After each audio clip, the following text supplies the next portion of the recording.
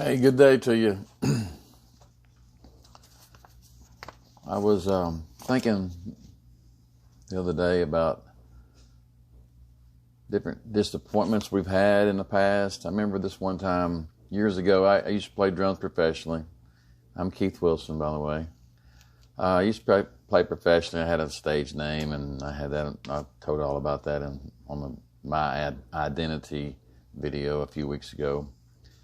But I had this mentor who plays drums great, and I think he's deceased now. But I remember that he was in this band, man. I just loved this band, and I wanted to play with him so bad, of course. But my friend was playing with him, and so I knew that was never going to happen. But out of the blue, one time they called me and said, my friend, he said he's just burnt out. He don't want to play anymore, and we need a drummer.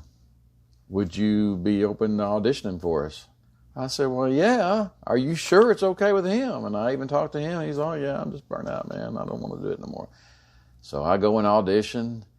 Goes great. They're like, man, we can't wait to get started with you and all this stuff. And then like 2 days later, I get this call from him going, you know what?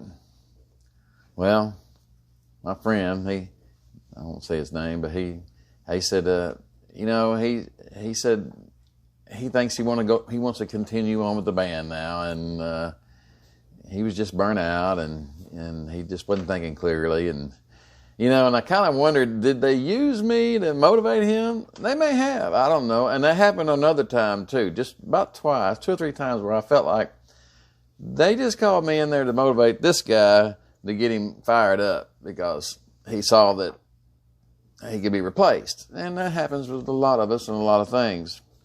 But, as far as being felt like you've been forsaken, in Lamentations 5:19 through 22, prophet Jeremiah, he writes, "But you, O Lord, reign forever. Your throne endures to all generations.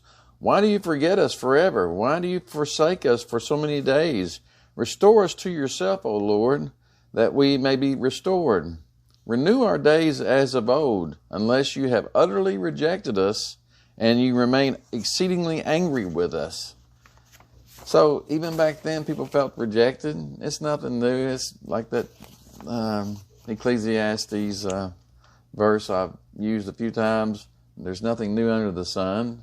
People get rejected, and I've been rejected in my career, playing drums in that career, and I've been rejected for a lot of things, and it's just that's just part of life. But here's what the Apostle Paul says about it in Romans 5:3-5. He says, "Not only that, but we rejoice in our sufferings, knowing that suffering produces endurance, and endurance produces character, and character produces hope, and hope does not put us to shame, because God's love has been poured into our hearts through the Holy Spirit who has been given to us."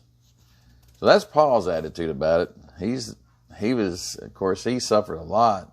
And I believe I know there's a verse in there somewhere where I think Jesus tells somebody, I'll show him how much he's going to have to suffer for me. So that was Paul's take. And I have one more to leave you with today. I'm hoping this will encourage you to understand that this, according to scriptures, this is supposed to help build our character and give us more endurance when we're rejected on certain things. So not all doors will be open for us. God is in control. He's going to open the doors that he wants for you, and he's going to close some that he don't think you need to be in. So, and I've had that happen both ways.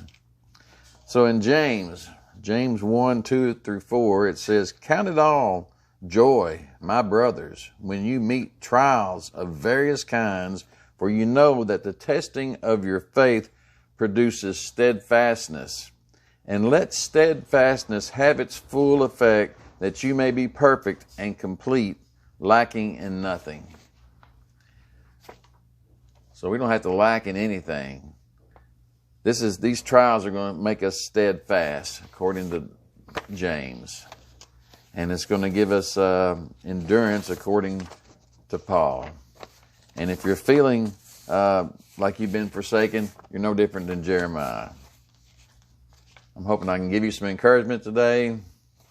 Know that get your Bible out and read it, because anything that you're going through, you can a lot of times search for it.